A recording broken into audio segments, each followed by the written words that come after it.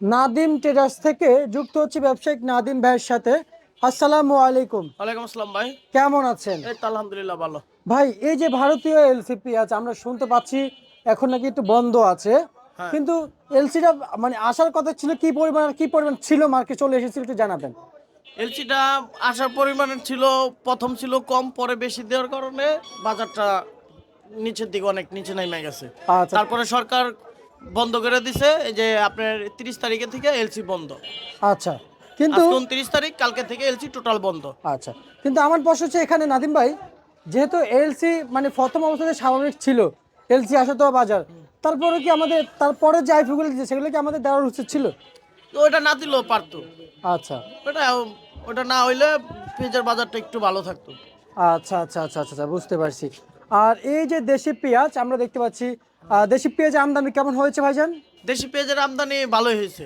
ভালোই আমদানি হয়েছে। ভালো আছে। আজকে এই চলতি বাজারে এই দেশি পেঁয়াজ এগুলো কত করে বিক্রি চলছে? এরই চলতেছে 33-32 এরকম। 33-32 হ্যাঁ, বিক্রি চলছে। হ্যাঁ। আচ্ছা, আর সর্বোচ্চ আজকে পেঁয়াজের বাজার কত আছে?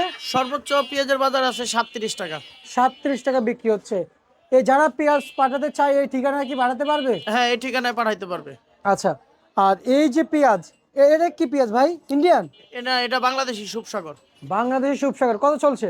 ওটা চলতেছে 35 টাকা। 35 টাকা। তাহলে ভাই এটা হবে ইন্ডিয়ান? না না, এটাও বাংলাদেশি পেঁয়াজ। এটাও বাংলাদেশি? হ্যাঁ, এটা হলো এন্নাসিক। আচ্ছা, কত চলছে? এটা চলতেছে 33-32। দেশে এত ভালো পেঁয়াজ থাকে তো আমাদের এলসি লাগে, না, প্রয়োজন হয়? এলসি কোনো লাগে না। আচ্ছা, প্রয়োজন হয় না। আর তার মানে আজকের সর্বনিম্ন কত? সর্বনিম্ন 30 টাকা। আর উপরে?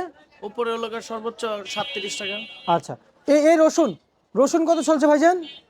এই রসুন চলতেছে হলো আপনার 30 টাকা। আর নতুন রসুন? নতুন রসুন চলতেছে 50, 45, 40।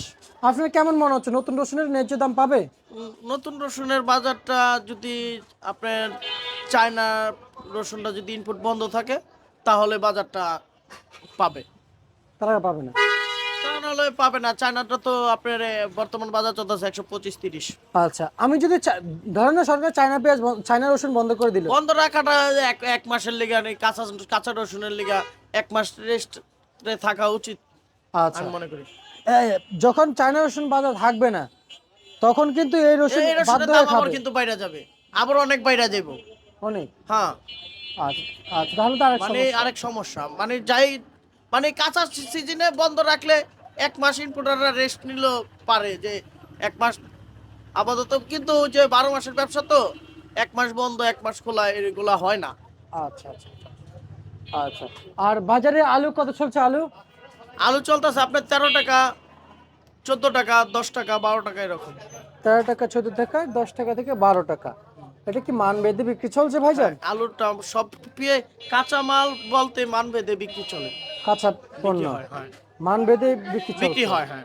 আচ্ছা, বুঝতে পারছি। আর আর আজকের বাজার আপডেট কিংবা বাজার তালিকা অনুযায়ী কেমন বুঝতেছেন এই পেঁয়াজের বাজার সামনে সামনে বাড়বে। বাড়বে?